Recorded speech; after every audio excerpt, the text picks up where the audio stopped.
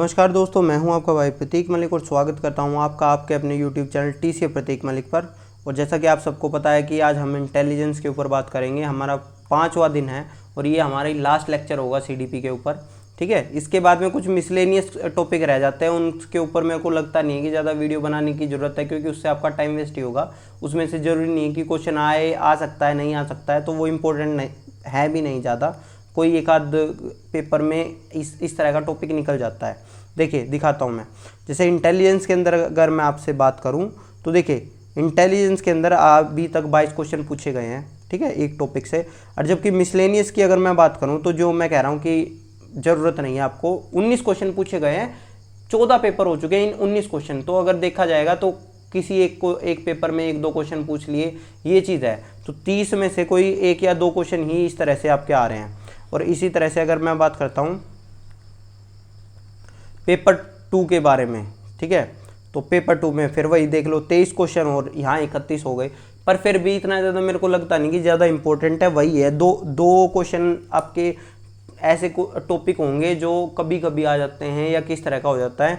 Actually इनके लिए जो ये 31 क्वेश्चन है ना, इनके लिए कम से कम 19 से 20 टॉपिक और पढ़ने पड़ेंगे, तो वो तो टाइम वेस्ट है। ठीक है, चलिए हम स्मार्टली देखिए। हार्ड वर्किंग से हमारा कुछ ज़्यादा वो नहीं होता। हार्ड वर्क ज़रूरी है, लेकिन स्मार्ट होना चाहिए हमें। स्मार्ट वर्किंग की ही आजकल दुनिया है और यही हमें होना है। तो चलिए सबसे पहले फैक्ट ऑफ अबाउट इंटेलिजेंस, ये भैया जल्दी जल्दी पढ़ लेंगे। अगर सुनिए, आपको इनके फैक्ट्स के बारे में ज़्यादा डिटेल में पढ़ना है तो एनसीईआरटी की क्लास 12th की साइकोलॉजी की बुक मिल जाएगी आपको। उसमें पहला चैप्टर है जिसके अंदर यहाँ बहुत बढ़िया से, मतलब मैंने बहुत सारी बुक्स पढ़ ली, लेकिन इंटेलिजेंस इससे बढ़िया मेरे को कहीं नहीं मिला। NCERT class 12th first psychology की पहला चैप्टर है जो, ठीक है। अब वहाँ से पढ़ लेना, कोई दिक्कत नहीं होगी। और आपको पीडीएफ कहाँ से मिलेगी? नेट पे डालना एनसीईआरटी साइकोलॉजी क्लास 1 पीडीएफ आपको मिल जाएगी वहाँ से, कोई दिक्कत की बात नहीं है। चलिए फटाफट कर लेते हैं। देखिए इंटेलिजेंस है क्या? इंटेलिजेंस एक सेट ऑफ कैपेबिलिटीज़ है, ठीक है, और ये मल्टी डायमेंशनल भी है। जैसे हमारा डेवलपमेंट मल्टी डायमेंशनल था ना, अलग अलग आयाम थे उसके, ठीक है, क्योंकि उसके अंदर भी कई पार्ट थे। तो इंटेलिजेंस के भी कई पार्ट है, क्योंकि एक कैपेबिलिटी का थोड़ी बना है। कोई मैथ्स में अच्छा है, कोई भाषा में अच्छा है, लैंग्वेज में अच्छा है, तो ये चीज़ है। हिंदी वालों, बुद्धि सामर्थ्यों का एक बहुआयामी समुच्चय है, ठीक है।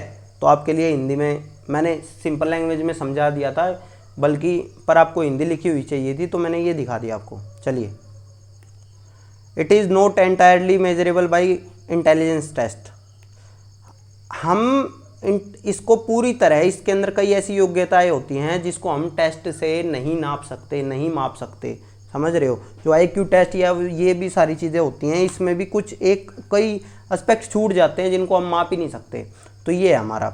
गाल्टन को बुद्धि का पापा कहते हैं, जनक कहते हैं, फादर ऑफ जो हमारा इंटेलिजेंस है वो है हमारा सर फ्रांसिस गाल्टन, ठीक है। चलिए एल्फ्रेड बिने, अब देखो सबसे पहले फिर इन्होंने सबसे पहले काम कर लिया था, लेकिन फिर क्या हुआ कि जो मेन माना जाता है पायनियर की किसने ज़्यादा काम किया है, वो है एल्फ्रेड बिने। उन्होंने सबसे पहले इसकी एक वन फैक्टर थ्योरी दी थी। वन फैक्टर थ्योरी या यूनिफैक्टर थ्योरी कहते हैं उसको, एक कारक सिद्धांत कहते हैं उनको। उसमें उन्होंने कहा था, उन्होंने इंटेलिजेंस को मेंटल ऑपरेशन की टर्म्स में डिफाइन किया था, मेंटल ऑपरेशन की टर्म्स में, ठीक है। रुक जाओ, दिखा देते हैं। बुद्धि संपत्तियों को एल्फ्रेड बिने प्रथम वैज्ञानिक थे, मनोवैज्ञानिक थे, जिन्होंने मानसिक संक्रियाओं के रूप में औपचारिक बनाने का प्रयास किया था, ठीक है। और एक कारक सिद्धांत जो मैंने आपको बताया था, यूनिफैक्टर थ्योरी भी कहते हैं, वन फैक्टर थ्योरी। और उन्होंने साइमन के साथ मिलके एक परीक्षण बनाया था बच्चों के लिए। पहला परीक्षण था भाई वो, हमारी बुद्धि को नापने के लिए पहला परीक्षण किसने बनाया? बिने ने बनाया। और साइमन के साथ मिलके, इसलिए उसको बिने साइमन स्केल कहा जाता है। और वो किन के लिए था? वो था मंदबुद्धि बालकों के लिए, ठीक है, जिसको बाद में गोडार्ड ने 1911 में अंग्रेजी में अनुवाद किया, ठीक है। हाँ भाई, सेम वही चीज़ है जो मैंने समझाई है। अब टर्मन ने रिवाइज किया, ठीक है, संशोधित किया बिने साइमन स्केल को संशोधित किया। 1916 में, क्योंकि वो स्टैनफोर्ड के बंदे थे, स्टैनफोर्ड यूनिवर्सिटी से, तो इस वजह से उनको स्टैनफोर्ड बिनी टेस्ट कहा गया। उसको क्या कहा गया? स्टैनफोर्ड बिनी टेस्ट। टर्मन ने जो किया, संशोधन जो किया उसके अंदर, तो ये।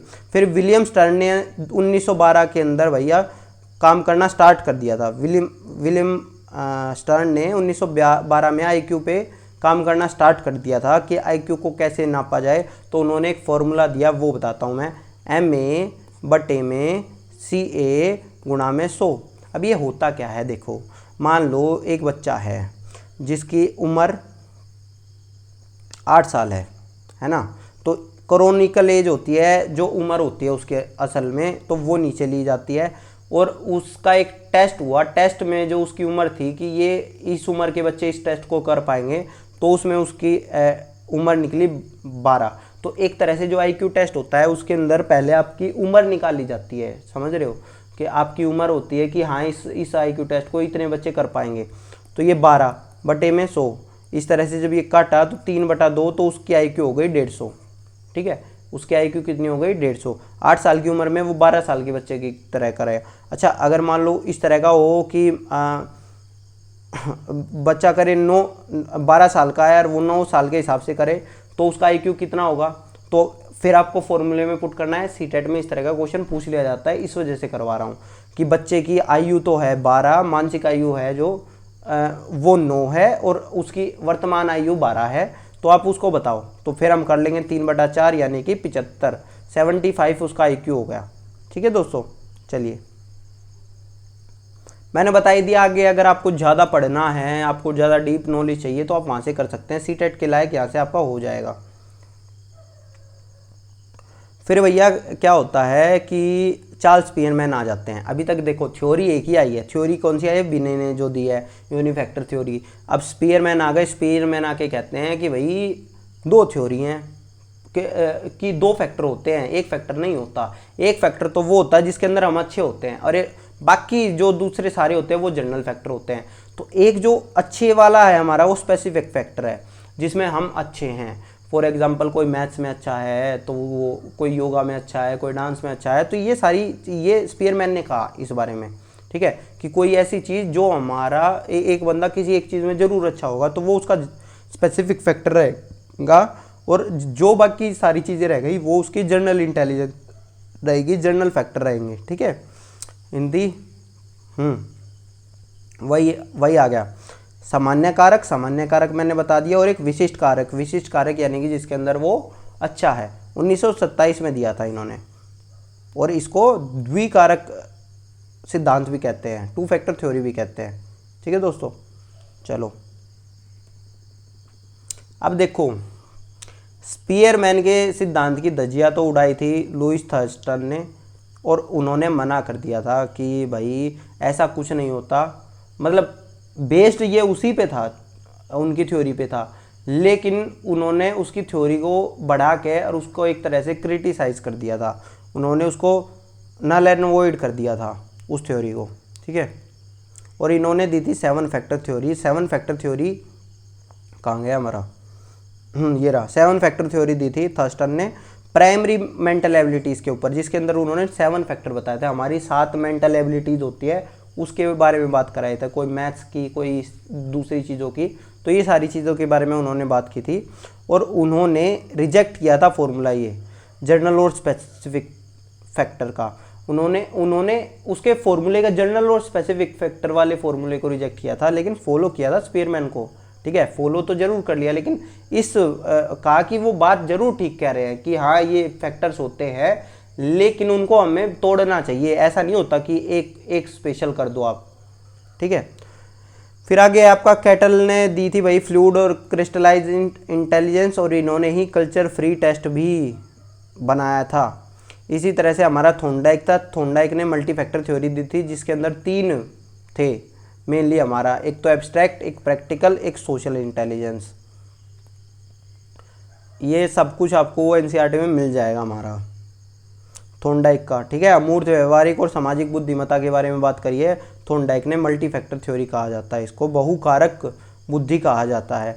फिर दिया गिलफर्ड ने। गिलफर्ड का एक सबसे बढ़िया तरीका ये है, जहाँ पे भी आपको एक बक्सा सा बना दिखे, ठीक है, तो वो गिलफर्ड ने दिया था। गिलफर्ड ने कहा था 3 आयाम होते हैं मेरे, 3D जैसे होता है ना, कोई भी एक बक्सा होगा उसके 3 आयाम कौन से होते हैं, हाइट, लेंथ और ब्रेड्थ, है ना।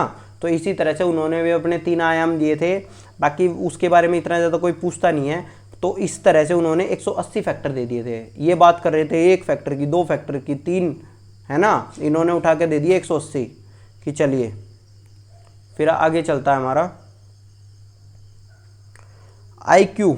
अच्छा, अब डायरेक्ट आ गया कि IQ से हम क्या समझते हैं और IQ से हमें क्या समझना चाहिए। हम ये सोचते हैं कि IQ अगर किसी बंदे का ज़्यादा अच्छा है तो वो पढ़ाई में हमेशा अच्छा ही होगा या वो पढ़ाई में बुरा होगा, इस तरह की चीज़ें रहती हैं हमारी। तो ज़रूरी नहीं है वो ज़्यादा अच्छा ही हो, हमारा मॉडरेटली होता है हमारा, ठीक है। हाईली रिलेटेबल नहीं होता कि बिल्कुल IQ अगर 150 है तो वो मान लो किसी बच्चे का 140 IQ है और किसी का 150 है तो उनके पढ़ाई में भी यही फ़र्क मिलेगा, नहीं, ऐसा नहीं होगा। मतलब ऐसा हो भी सकता है लेकिन ये मॉडरेटली होता है। मॉडरेटली का मतलब ये कि मध्यम रूप से सहसंबंधित होता है, पूरी रूप से सहसंबंधित नहीं होता, मध्यम रूप से सहसंबंधित होता है, ठीक है। उसके बाद में भैया रेवन ने दे दिया था एक प्रगतिशील टेस्ट दिया था रेवन ने, ठीक है। रेवन के बारे में आपका आएगा संस्कृति मुक्त परीक्षण दिया था। अरे हमारे और बाकी जितने भी टेस्ट दिए हैं, स्टैनफोर्ड भी ने टेस्ट, वेस्लर भी ने टेस्ट, बेले स्केल, रेवन ने प्रोग्रेसिव टेस्ट दे दिया, ये हमारे कुछ टेस्ट है जिसके बारे में आपको पता होना चाहिए। अब चलिए अब हम बात करेंगे अपनी सबसे इम्पोर्टेंट थ्योरी के बारे में, वो है हमारी गार्डनर का मल्टीपल इंटेलिजेंस। भाई गार्डनर के मल्टीपल इंटेलिजेंस से ही क्वेश्चन आते हैं, तो इसके करेक्टरिस्टिक्स भी आपको जानने हैं और थ्योरी में क्या क्या चीज़ें हैं ये भी आपको जाननी है, ठीक है। तो भाई गार्डनर ने कहा कि हम मतलब उसके बेस क्या हैं, उन्होंने जैसे वो कह रहे थे ना 7 अलग अलग तरीके के होते हैं और ये एबिलिटीज़ होते हैं, तो उन्होंने कहा था कि हमारी मल्टीपल इंटेलिजेंस होती हैं। आगे उन बारे में बात भी करेंगे कौन कौन से इंटेलिजेंस के उन्होंने बात की, और उसी के बेस पे, उन्हीं बेस पे उन्होंने कहा कि हमारे लर्निंग स्टाइल भी अलग अलग होते हैं, ठीक है, कि उसके बेस पे हमारा लर्निंग स्टाइल भी अलग अलग होगा, हमारी इंटेलिजेंस के बेस पे हमारा लर्निंग स्टाइल होता है। और इसी तरह से हमें जो डिसिप्लिन है यानी कि जो विषय है वो अलग अलग तरह से पढ़ाने चाहिए बच्चों को, ठीक है। जो हमें विषयों को कई तरीकों से प्रस्तुत किया जाना चाहिए, और इसी मतलब वही जो इंडिविजुअल डिफरेंस के ऊपर अगर किन्होंने काम किया है ना, तो वो मल्टीपल इंटेलिजेंस इन्होंने ही काम किया है। ये सारी चीज़ वही कहते हैं। टेस्ट भी अलग अलग तरीके से रहो, लर्निंग स्टाइल भी बच्चों के अलग अलग होते हैं, इसी तरह से विषयों को भी अलग अलग तरह से पढ़ाना चाहिए, है ना। तो ये सारी चीज़ें गार्डनर ने की हैं। अब बात करते हैं कि intelligence is a distinct set of process operation used by an individual to solve problem. ये क्या कहते थे, ये कहते थे इंटेलिजेंस एक डिस्टिंक्ट प्रोसेस ऑफ ऑपरेशन है, जो किसी भी मतलब सिंपल अगर आप वर्ड में करेंगे तो जब हम किसी प्रॉब्लम को सोल्व करने के लिए जो चीज़ यूज़ करते हैं ना, तो वो इंटेलिजेंस है, ठीक है। उसके अंदर जो जो चीज़ भी यूज़ करेंगे उन सबको जोड़ के कह देंगे इंटेलिजेंस है। और ये based on unique ability of individual, ये हमारे किस चीज़ पे है, यूनिक, हमारे हर बंदे के अंदर एक यूनिक एबिलिटी होती है, उसके ऊपर बेस्ड है, ठीक है। प्रत्येक व्यक्ति में अद्वितीय क्षमता या विलक्षण योग्यताओं पर आधारित है। शिक्षण को चाहिए कि विषय वस्तु की वैकल्पिक विधियों से पढ़ाने और बहुबुद्धि को एक रूपरेखा की तरह ग्रहण करे। सेम वही वाली चीज़ बता दी कि अलग अलग तरह से बच्चों को पढ़ाए, ठीक है। बुद्धि कई प्रकार की हो सकती है, ये भी उन्होंने कहा था। मस्तिष्क का एक हिस्सा केवल एक ही विशेष क्षमता को प्रभावित करता है। अब देखो भाई, इनकी बात जो थी वो ये कहते थे कि अगर किसी बच्चे को चोट लग गई ना, तो उसकी एक ही उसकी एबिलिटी होगी वो जाएगी, ठीक है। कि हमारा जो दिमाग है, दिमाग के अंदर हर एरिया एक अलग चीज़ के लिए होता है, ठीक है। हर एरिया ब्रेन का अलग चीज़ के लिए एक्टिवेट होता है, ठीक है। तो ये होता है। चलिए अब आगे आते हैं, अब मेन जो इनका जो क्वेश्चन पूछे जाते हैं वहाँ चलते हैं। मल्टीपल इंटेलिजेंस, अब देखो भाई इन्होंने वैसे तो 8 दी हैं लेकिन हम 9 पढ़ेंगे, वो भी बताता हूँ, क्योंकि कुछ लोग इसको कर रहे हैं, उन्होंने आधी दी है, एक उस चीज़ के बारे में बात करेंगे। एक है लॉजिकल मैथमेटिक्स, पहली बात है लॉजिकल मैथमेटिक्स है, ठीक है। इसके अंदर ये क्या है, ये कहीं ना कहीं लॉजिकल रीजनिंग से रिलेटेड है, और ये फ्लूइड इंटेलिजेंस जो हमने कैटल की पढ़ी थी ना उसके आसपास जाती है, और ये जनरल एबिलिटी का पार्ट होती है हमारा, ठीक है। इसके अंदर हम क्या करते हैं, इसके अंदर जो भी मैथ्स में जो अच्छे हैं ना, जो लॉजिक दे सकते हैं, वही सारे लोग इसके अंदर होते हैं। अब देखो यहाँ से क्वेश्चन किस तरह से आते हैं, क्वेश्चन आते हैं कि ये बताओ इनके अंदर कौन सी बुद्धि ज़्यादा होगी। तो जो भी हमारा देखो मैथमेटिक्स में कोई अच्छा हो, कोई चेस बढ़िया खेल रहा हो, कोई कंप्यूटर प्रोग्रामिंग में अच्छा हो, तो उन सब के अंदर लॉजिकल मैथमेटिक्स वाली अच्छी होगी, ठीक है। हिंदी वही है, वैज्ञानिक चिंतन या समस्या समाधान का जो कौशल होता है, वैज्ञानिक चिंतन मैंने आपको बताया, हाँ, जो साइंटिफिक थिंकिंग या इस तरह के होते हैं वो सारे होते हैं। करियर कौन सा बनाएगा, गणित, शतरंज, कंप्यूटर प्रोग्रामिंग, ये सारी चीज़ें, ठीक है। फिर एक आता है देशिक या स्थानिक, जो हम बात कर रहे थे स्पेशल। स्पेशल क्या होता है, स्पेशल ये होता है कि हम आसपास की चीज़ों को देख लेते हैं, जैसे ये स्थान से रिलेटेड होता है, किस तरह का, कि जैसे जो आर्टिस्ट होते हैं, जो डिज़ाइनर होते हैं, जो आर्किटेक्ट होते हैं, ठीक है, उन्हें कोई चीज़ बनानी है तो उन्हें जो आपका उनको अंदाज़ा होता है ज़मीन के बारे में, इन सारी जगह के बारे में, लोकेशन के बारे में, जो ये लोकेशन वाली जो चीज़ कह रहा हूँ ना, तो ये इन सारी चीज़ों के बारे में कि अच्छा ये इतनी दूर यहाँ से है तो ये चीज़ इतनी होगी, तो वो देख के बता सकते हैं। तो ये चीज़ भी होती है कुछ लोगों के अंदर जो बहुत ज़्यादा अपना करते हैं, ठीक है, तो उसके अंदर होता है स्पेशल इंटेलिजेंस, ठीक है। अब आया हमारा लिंग्विस्टिक। लिंग्विस्टिक के अंदर होता है भाई हमारा जो इनकी भाषा, अपनी भाषा के ऊपर कंट्रोल रहता है। लिंग्विस्ट के अंदर होता है भाषा के उत्पादन और उपयोग का कौशल होता है, ये किन लोगों के अंदर होता है। जैसे ऊपर वाले में तो मैंने बता दिया था उनके करियर क्या क्या हो सकते हैं, जिनके अंदर ये हो सकती है आर्किटेक्ट, आर्किटेक्ट में कौन सी होती है, ऐसे ही जो पाठक होते हैं, लेखक होते हैं, कहानीकार होते हैं, तो उनके अंदर भाषा ही होती है, ठीक है, भाषा से रिलेटेड होती है। इसी तरह से शारीरिक, गति, संवेदी, तो ये किन में होती है, जो अपने शरीर का बढ़िया तरह से इस्तेमाल कर सकते हैं, फ्लेक्सिबल होते हैं, या जो ताकत का काम कर सकते हैं, ये सारी चीज़ें तो इसके अंदर होते हैं। एथलीट, पायलट, जो डांसर होते हैं, समझ रहे हो, जो म्यूजिशियन होते हैं, अभिनेता होते हैं, सर्जन होते हैं। जो क्वेश्चन आ जाता है कि इनमें से, मतलब आपको करियर दिया होगा और उसके बाद में आपसे ये पूछेंगे कि इनमें से बताओ कौन सी है, तो पुलिस अधिकारी, सैनिक, ये सारी चीज़ें होती हैं, ठीक है। इसी तरह से आपका संगीतात्मक होता है। संगीतात्मक यानी कि म्यूजिक से रिलेटेड जो भी रहेगी आपकी, वो सारे इसके अंदर आएंगे। जो आपका डिस्क जॉकी, ओरेटर, लेखक, संगीतकार, गायक, ठीक है, कंडक्टर, ये सारे इसी के अंदर आते हैं। चलिए चलते हैं अब आगे। अब बात करते हैं इंटरपर्सनल। इंटरपर्सनल होता है कि जो दूसरों को अच्छे से समझ सके, जो दूसरों को अच्छे से समझ सकता है, तो वो कौन सा होता है। देखो जो ये सेल्स का काम करते हैं, तो वो बंदे की साइकोलॉजी को जानते हैं ना, उसको देख के ही अपने चीज़ को, मतलब उनको कन्विंस, जो दूसरों को कन्विंस कैसे करते हैं, क्योंकि वो दूसरों की साइकोलॉजी को जानते हैं। इसी तरह से हमारा जो पॉलिटिशियन हो गए, मैनेजर हो गए, टीचर हो गए, काउंसलर हो गए, सोशल वर्कर हो गए, ये सारे वही है जो इंटरपर्सनल होते हैं, ठीक है। एक होते हैं इंट्रापर्सनल, जो खुद के बारे में ज़्यादा जानते हैं। जो खुद के बारे में ज़्यादा जानते हैं वो ऑथर्स होते हैं, वो साइकोलॉजिस्ट हो सकते हैं, वो काउंसलर हो सकते हैं, वो फिलोसोफर हो सकते हैं, ठीक है, वो मेंबर ऑफ क्लर्जी हो सकते हैं। ये आपका है सारा का सारा। हिंदी के अंदर अंतर्व्यक्ति है, हमने बात कर ली थी, ठीक है, परामर्शकर्ता और ये सारी चीज़ें हैं। लेखक, मनोवैज्ञानिक, क्योंकि मनोवैज्ञानिक भी वही बनेंगे ना जो दूसरों के बारे में करेंगे, पहले वो अपने बारे में भी तो जानेंगे। इसी तरह से एक जो आखिरी 8वीं दी थी उन्होंने, वो दी थी प्रकृति, नेचुरल। नेचुरल के अंदर है जो किसान है या बागवानी है, उनको ये पता है कि प्रकृति का पोषण कैसे करना है, ठीक है।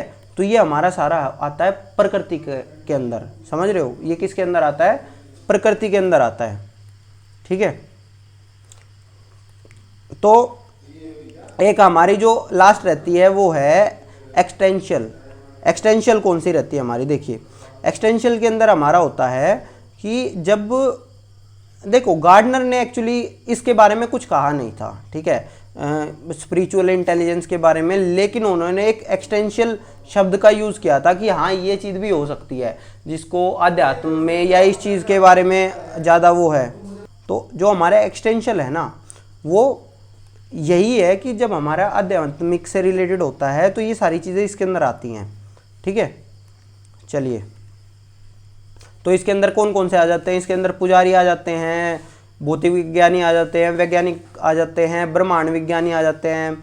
तो कहीं ना कहीं, क्योंकि पहले के जो लोग होते थे वो इसके अंदर आध्यात्म के अंदर, जो एस्ट्रोलॉजर होगा ना, एस्ट्रोलॉजर भी कहीं ना कहीं मैथ्स को, न्यूमरोलॉजी को इनको मानेगा, तो इस वजह से ये सारे इसके अंदर आ सकते हैं, ठीक है। अब इसका क्रिटिसिज्म किया गया था, क्रिटिसिज्म इनका क्या क्या था वो बात करते हैं।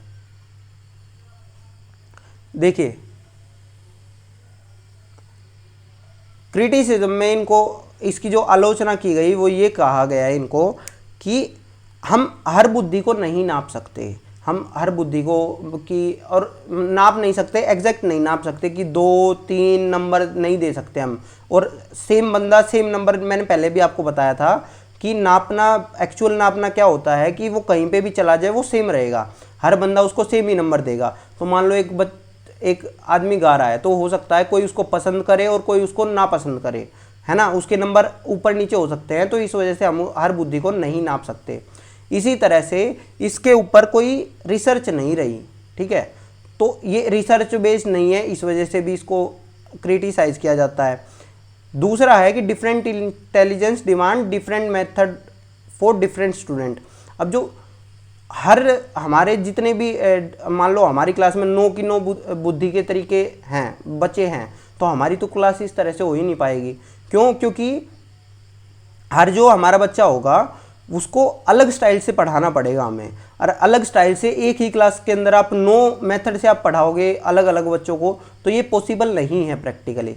इस एक का एक बहुत ज़्यादा जो क्रिटिसाइज़ किया गया, उन्होंने ये कहा कि इसकी जो 9 बुद्धि की बात की गई है ना, वो 9 बुद्धि नहीं है, वो बस 9 टैलेंट है, ठीक है। वो क्या है? 9 टैलेंट है। अब हमारी जो लास्ट जो थ्योरी रहती है वो रहती है ट्रेयार्किक थ्योरी ऑफ इंटेलिजेंस, ठीक है। ये दी थी हमारा स्टर्नबर्ग ने, स्टर्नबर्ग की थ्योरी के बारे में बात करेंगे। तो भैया ये इम्पोर्टेंट थ्योरी है, इसके बारे में पढ़ेंगे। एक होता है, इन्होंने दिया था त्रिचापीय या त्रितंत्रीय सिद्धांत। इसके अंदर इन्होंने 3 घटक बोले थे, ठीक है। अब देखो कहीं पे भी अगर कंपोनेंट की या घटक की बात आ जाएगी ना कि ये किससे रिलेटेड है, तो आंख बंद करके स्टर्नबर्ग लगा देना। घटक के बारे में और किसी ने बात कही ही नहीं है, सब ने फैक्टर वगैरह के बारे में बात की है, लेकिन घटक के बारे में बात बस रॉबर्ट स्टर्नबर्ग ने की है। तो पहला जो है वो है कंपोनेंशियल इंटेलिजेंस। कंपोनेंशियल इंटेलिजेंस के अंदर क्या है? कंपोनेंशियल इंटेलिजेंस देखो तीन कौन कौन से हैं? कंपोनेंशियल, एक्सपेरेंशियल और कॉन्टेक्चुअल, ठीक है। हिंदी में अगर मैं आपको दिखाऊं तो ये कौन कौन से हैं? घटकीय, अनुभाविक और सांदर्भिक।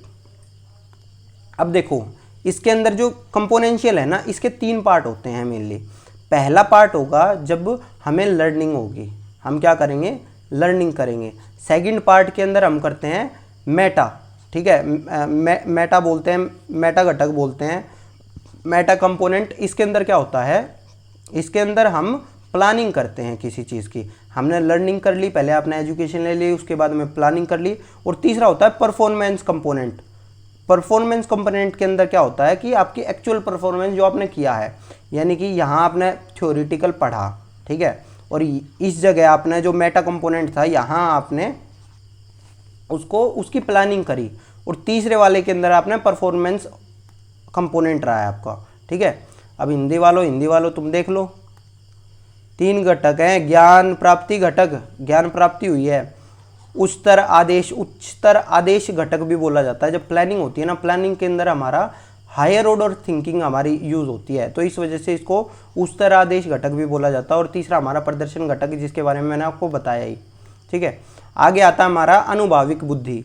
अनुभाविक बुद्धि के अंदर क्या होता है? देखिए इंग्लिश में इसके अंदर हम क्या करते हैं, हम अपने पास्ट एक्सपीरियंस होते हैं ना, जो हमारे पुराने एक्सपीरियंस होते हैं, पुराने एक्सपीरियंस से हम नई उसके अंदर उसको यूज़ कर लेते हैं, ठीक है। एक्सपीरियंशियल बुद्धि के अंदर हम क्या करते हैं, पुराने एक्सपीरियंस का यूज़ करके नोवल प्रॉब्लम को सोल्व कर लेते हैं। तो ये हमारा होता है एक्सपीरियंशियल इंटेलिजेंस होती है। लास्ट होती है हमारी कॉन्टेक्चुअल इंटेलिजेंस, और यही लोग आगे जाते हैं। देखिए हमारे दिमाग में क्या रहता है हमेशा कि जो बच्चा पढ़ाई में अच्छा होगा, 12th में 90% लाएगा, 95% लाएगा, वो आगे जाके होगा। लेकिन होता क्या है, आपको लास्ट में देखेंगे 60% वाले बच्चे भी होंगे, वो भी आगे मिलेंगे। तो कहाँ दिक्कत थी, क्या ऐसा इस 90% वाले ने गलत किया, या 60% वाले के अंदर क्या ऐसी चीज़ थी कि जो वो लाइफ में इतना अच्छा कर गया और ये नहीं कर पाया। उसके अंदर होती है कॉन्टेक्चुअल इंटेलिजेंस। ये कौन सी होती है, ये होता है, इसको बोलते हैं स्ट्रीट स्मार्ट या बिजनेस सेंस। ये होती किन में है, देखिए जो लोग अपने आप को मॉडिफाई करते रहते ना चीज़ के हिसाब से, कि एनवायरनमेंट के हिसाब से अपने आप को ढाल लेते हैं, तो वो लोग होते हैं कॉन्टेक्चुअल इंटेलिजेंस। कि अभी ये चेंज आ रहा है एनवायरनमेंट में, तो वो उसके हिसाब से ढाल लिए। हो सकता है आप एकेडमिकली आप 90% वाले बंदे हो और वो 60% वाला अपने आप को ढालता जा रहा है, तो आपके ये 90% खत्म हो जाएंगे।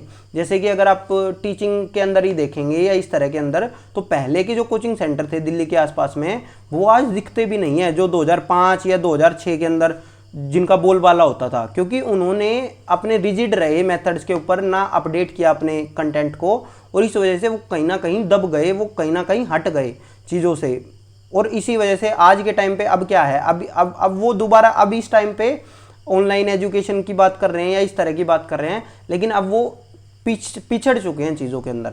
ठीक है, तो ये होता है। हो सकता है उन्होंने उस टाइम पे बहुत अच्छा काम किया कि जब 1999 में 2000 में उन्होंने सबसे पहले पकड़ लिया कि हाँ ये वाला जो है अब टीचिंग के लिए ज़्यादा आगे बढ़ेंगी चीज़ें, तो उन्होंने उस टाइम पे कोचिंग सेंटर खोल लिया अपना। तो वहाँ वो फर्स्ट मूवर थे। तो जो वो बात होती है ना फर्स्ट मूवर, तो वो फर्स्ट मूवर कहाँ से आती है, वो बिजनेस सेंस, वो स्ट्रीट स्मार्ट, जो अपने आप को चेंज करता है, जो अपने आप को आगे बढ़ाता है, तो वो उसके अंदर होती है कॉन्टेक्चुअल इंटेलिजेंस।